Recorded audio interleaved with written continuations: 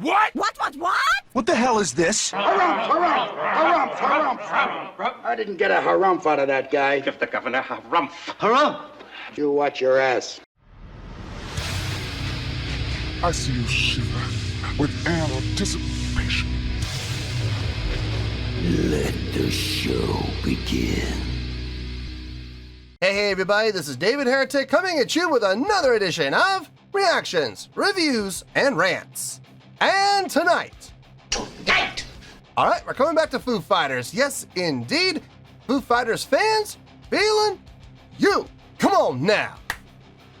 Here we go. Before we go any further, for those of you who are feeling inclined to doing all the clicks and the likes and the bibbidi bob, do me a favor, before you do all that stuff, please watch the whole video first, okay? Give me a chance to actually earn those clicks and likes. Now, after the video's done, if you still feel like doing all those clicks and likes, then by all means, feel free to click away. This comes as a request from Zach D, and it was also the winner of the Patreon request prioritization poll, winning with 53% of the vote.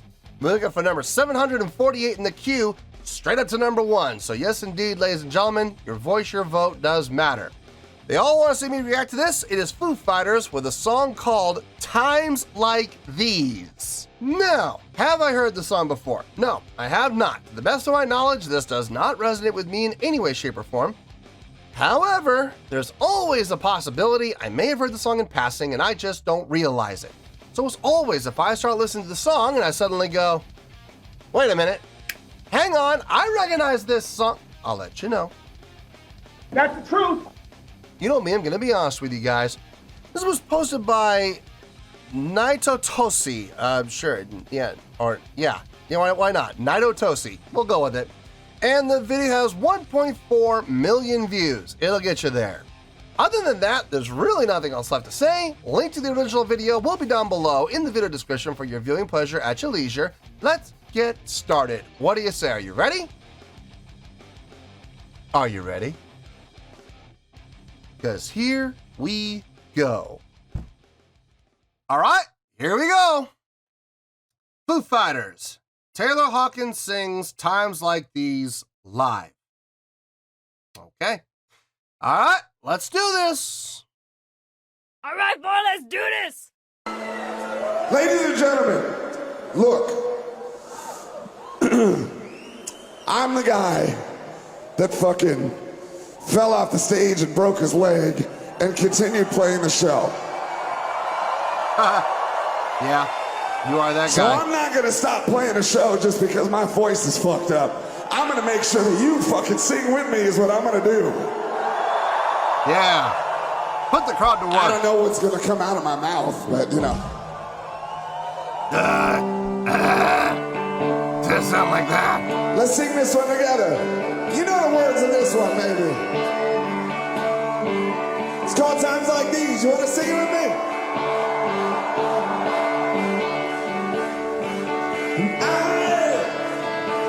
I'm the one with more to wear. I'm the one that drives away, follows you back home.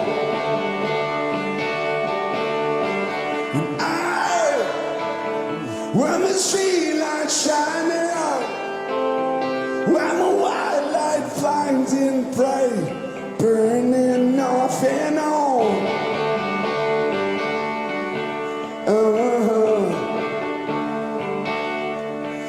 It's times like these to learn to live again. It's times like these you give and give again. You can hear the crowd. It's times like these you learn to love again. It's times like these, time again. Times like these when the lead singer needs to realize that he can't do the job. He used to go, anybody else in the band know the lyrics that can sing the song? Because I can't do it right now. That sucks, man. It does. When you're on tour and, you know, look, it's one thing when equipment fails. You know, that's one thing. Like if you have an amp that shorts out, or you have a cable that snaps, or strings that break, or the pickups on your instrument, short out. That's one thing. Those can be fixed. That's why you have techs. They can repair it. And if they can't repair it, you quickly find a music store in your area who will be willing to rent you a head or rent you a bass for whatever the going rate is, depending on the state, depending on the times. Or if you're touring with the band, maybe you could, ask one of the bands that you're touring with, hey, can I borrow your head? That's one thing. When your voice malfunctions, there's no repairing it. There's no fixing it. There's no tech that's going to be able to tighten the screws and go, there you go, fixed. There's no renting another voice box. It's, you just got to deal with the cards that you've been dealt. And that's why it's always important. I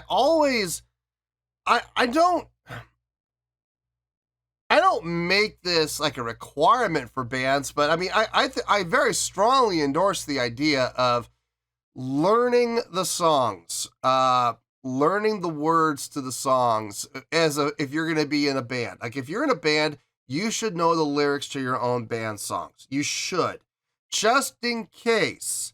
And I'm going to use an example. I was in a band a long time ago. I'm not going to say the name of it, but I was in a band a long time ago. One of the bands I was in, and we were touring, and it was right towards the end of the tour.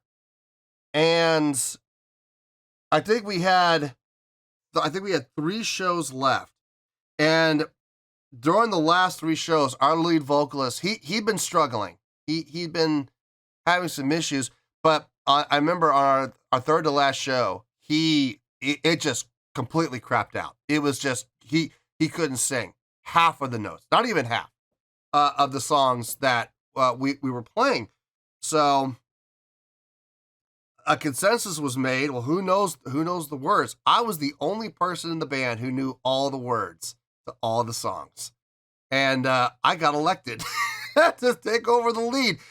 He was still on stage, still interacting with the crowd, still talking to the crowd, and he was singing lower harmonies whenever he was able to.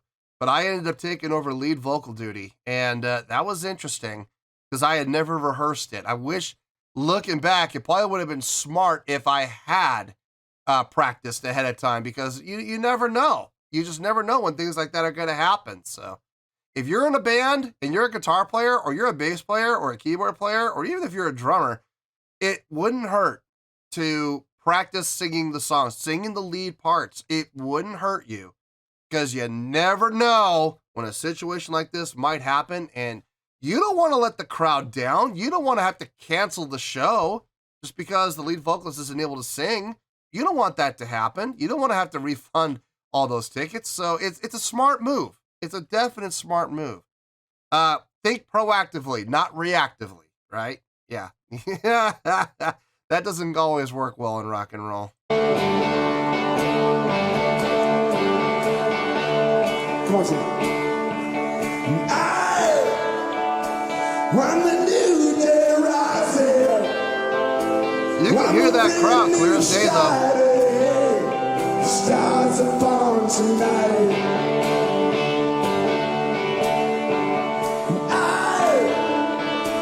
I'm a little divided. Hey! I know the fucking words, but I'm singing it anyway. I'm singing anyway. Sing it, T. Well, it's times like these we learn to live again. It's times like these give and give again. It's times like these we learn to love again. Well, it's times like these, time and time again.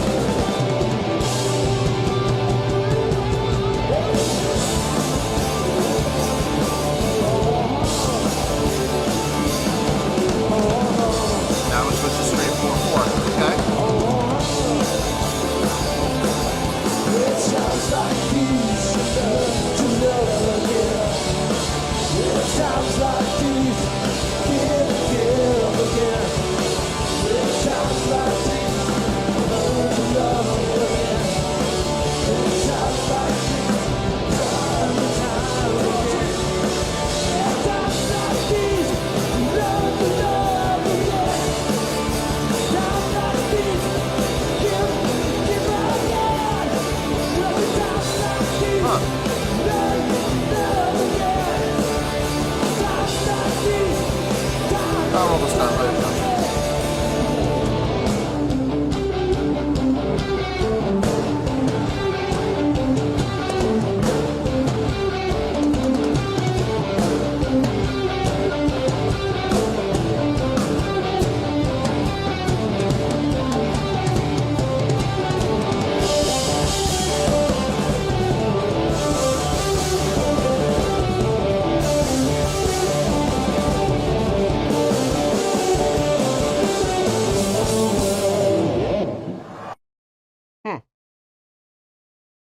Interesting song.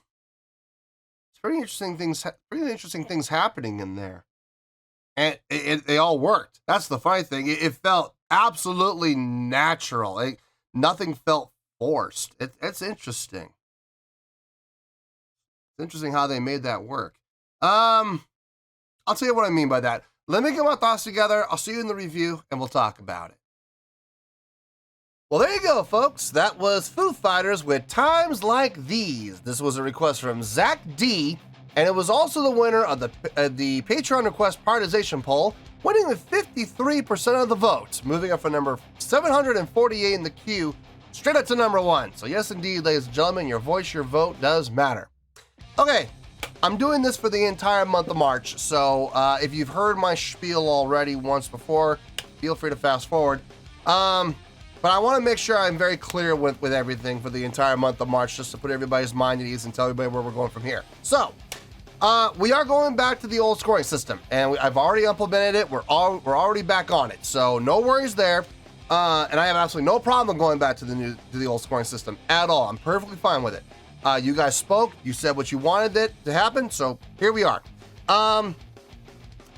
During the live stream that I did regarding the scoring system, I made the comment that if we're going to go back to the old scoring system, I got no problem with it, and I'm perfectly fine doing it, but I'm going to have to make some changes, because the main reason that everybody was complaining about the star system is because they were worried that too many songs and too many bands were going to get 4 stars. You know, a very common score. And I agree with them. I totally see that problem happening.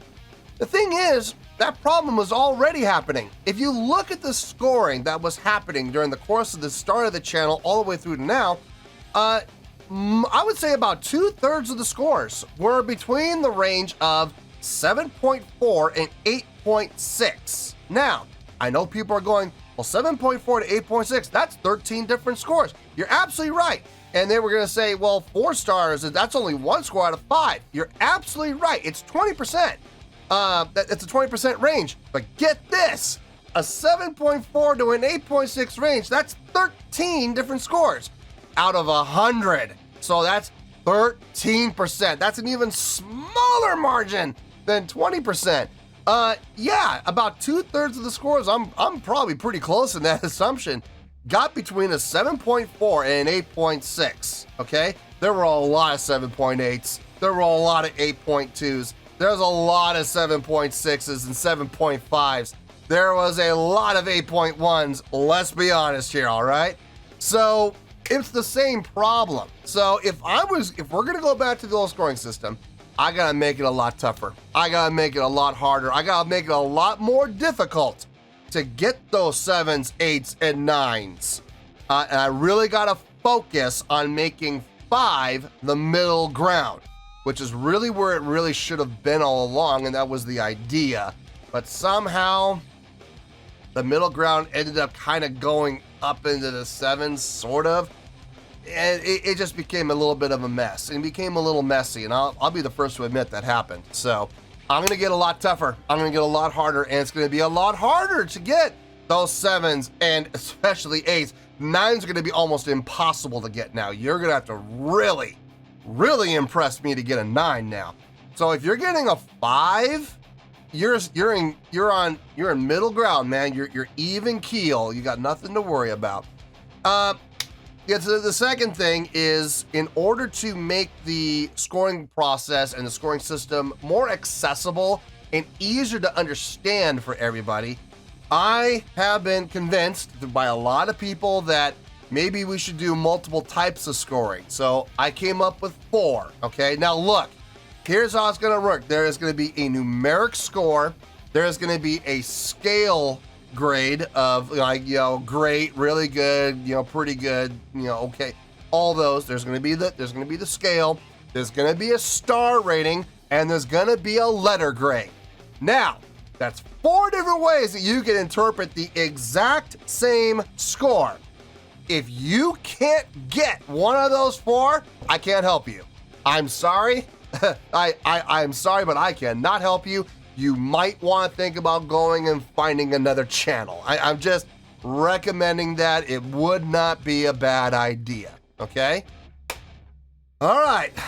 Having said all that, and I know it's 0.0 to 9.9, I know it is, but look, 1 to 10 rolls off the tongue a lot smoother. So, on a scale of 1 to 10, I'm going to give that a 7.2. Yep, 7.2. I feel good about that score. Let me tell you why. Why? Okay, what does a 7.2 mean? Well, you got the 7.2 score, which equals a really good scale, which equals 4 stars, which equals a B letter grade. Not a B plus, not a B minus, a solid B letter grade. Okay? So, that's where we're at. It's actually high up on the B. It's not right in the middle of the B. It's up on the B. So, you have a B letter grade, you got 4 stars, you got a really good scale, and you got a 7.2. Take one of those and make it work for you, okay? Whichever one makes you feel good, run with it. Now, how did we get here? Well, there's a number of factors. Number 1, the songwriting. There was some really interesting things happening in there. First of all, the phrasing. Okay, well let's go back before phrasing. Making not 7/8, 7/4. Taking 7/4 and making those 7/4 bar phrases work and feel just as smooth as a 4/4 phrase or a 4/4 bar, like 4 measures of 4/4. They were seriously able to take 4 measures of 7/4 and make it feel just as comfortable as 4 measures of 4/4. Not easy to do. It really isn't, man. 7/4 is kind of an awkward time signature. It really has a tendency to leave people kind of hanging because it's so close to 8. You know what I mean? So being able to do that and make it as smooth and as seamless as they did, that's impressive in its own. On top of that, when they did go to 4/4, rather than doing 2-bar phrases or 4-bar phrases, they did 3-bar phrases. That was also really well done. It felt like the first couple of times I heard it, I was like, that feels a little weird. But the more I listened to it and the more I got into it, I was like, actually, you know what? It's feeling less and less weird every time they do it. It feels more and more smooth. So kudos to them. Being able to take a 3-bar phrase of 4/4 and make it feel just as smooth as like a 4 measure phrase of 4/4 just felt very nice, very natural. Overcoming adversity in a live situation the way that they did, it's always impressive. Handing the reins off to Taylor there, off to the drummer. I thought that was a nice move. I don't know if that was planned. I don't think it didn't look like it was planned. It really looked like it was kind of done on the fly. Again, I'm a big advocate. If you're in a band and you're the guitar player, bass player, drummer, keyboardist, whatever, if you really want to be a contributing factor and really help your band out, it wouldn't hurt for you to learn the lead lyrics. It really wouldn't, because a situation like this might come up and you might have to step up. I mean, you might be the only one that is able to step up. So it wouldn't hurt, guys. And make yourself more valuable. Increase your stock in the band. Why not? I don't even know if Taylor even knew all the words. He might have been faking it for all I know. I don't know the song. So he may have been faking it. But they overcame adversity in a live situation, and they turned around and turned it into a very special moment for the crowd. How many crowds can say that they were at that Foo Fighters concert where Dave Grohl was losing his voice and Taylor Hawkins took over on times like these and sang? How many crowds, how many fans of Foo Fighters can say that they were at that show? Only that crowd. That's it. that was a special moment that only that crowd got to have, quite possibly. So it makes it special. And the fact that they were able to take adversity and turn it into a special moment like that shows it. Well, number one, most importantly, it shows professionalism. Number two, it shows class. Number three, it shows creativity. Number four, it shows compassion. They care about their fans so much that they don't want to cheat them and they don't want to cancel the show. Professionalism, class, all the way, and compassion. And being creative with it, turning it into a situation where you talk about crowd interaction. The first half of that video was complete crowd interaction. Getting the crowd to sing along. You could hear the crowd clear as day.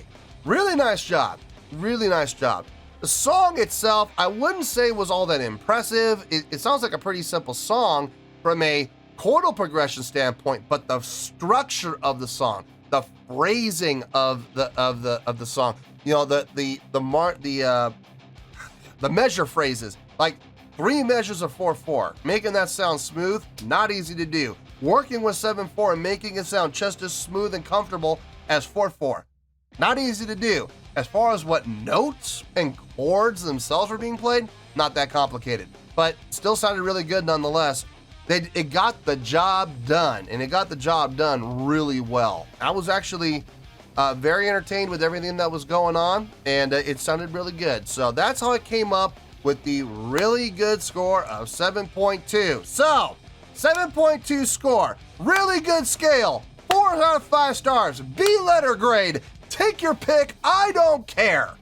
Final score, I have spoken. Well, that's going to do it for this edition of Reactions, Reviews, and Rants. Hopefully you all enjoyed the show. Hopefully I was able to entertain you.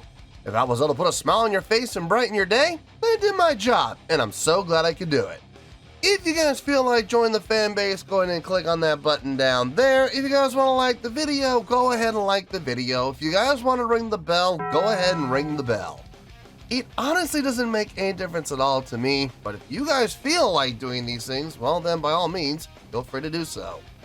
Well, that's going to do it for the night, folks. Thank you very much for watching, and as always, this is David Heretic signing off, reminding you to stay fabulous and support each other. Later, peace.